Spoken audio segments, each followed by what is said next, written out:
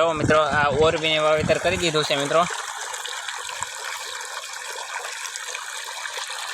જો મિત્રો એવી રીતે આ પાણી જાય છે, ઓરવીને વાવેતર કરેલું છે એમાં।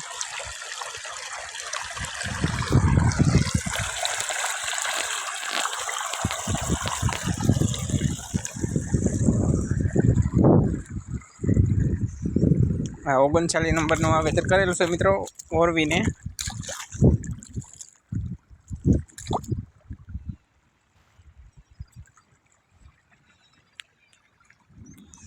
આવું કંઈક ઉગાવો છે મિત્રો, જુઓ।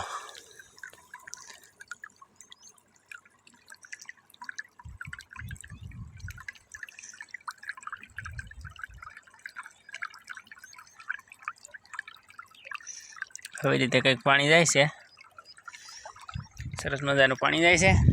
જો મિત્રો આવી રીતે કંઈક ઉગાવો છે।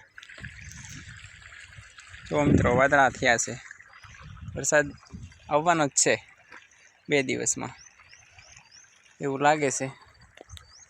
જો મિત્રો કેટલા બધા વાદળા છે,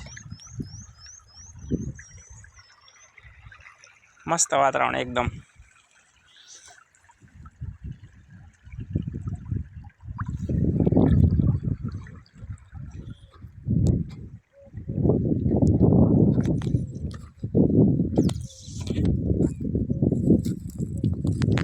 જો મિત્રો ઓલી સાર દેખાય છે ને, આ છે ગાયો માટે સાર।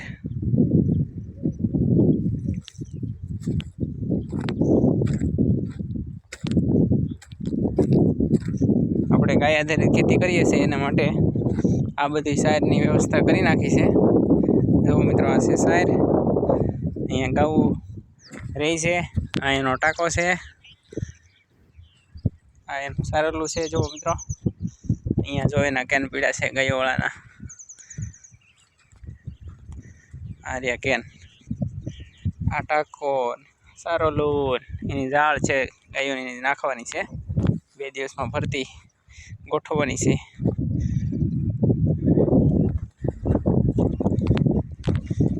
અહીંયા બનાવવાનું છે ઠાળિયું, જો ગાયો માટે।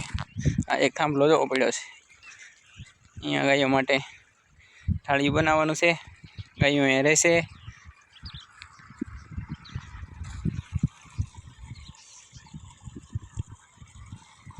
આપણે કરવાની છે ઓણ ગાય આધારિત ખેતી કમ્પ્લીટ। ગાય આધારિત ખેતીમાં ગૌમૂત્ર છે, જીવામૃત છે, એવું બનાવીને તમામ વસ્તુનો છંટકાવ કરવાનો છે। માંડવીમાં, ડુંગળીમાં, બધી જગ્યાએ 20 થી 25 ગાયો આવશે અને 20-15 ગાયો આપણા ઘરની છે, એટલે કુલ મળીને 30 જેવી ગાયો થઈ જાય। 15 જેટલી ગાયો ઘરની છે અને 20 ગાયો એક ભાઈ અહીંયા ગોવાળ છે એ બેહવા આવે છે એની છે। એ જો અહીંયા બનાવવાના છે ઝૂંપડું, 2 દિવસમાં ઝૂંપડું બનાવવાના છે। બધું લઈ આવ્યા છે સામગ્રી બામગ્રી,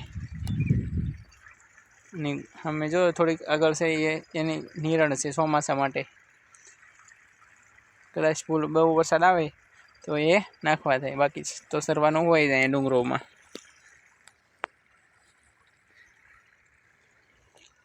તો મિત્રો વિડીયોમાં બન્યા રહેજો, વિડીયોને લાઇક શેર અને કોમેન્ટ કરતા રહેજો। આપણે ગાય આધારિત ખેતીના નવા વિડીયો મૂકતા રહીશું।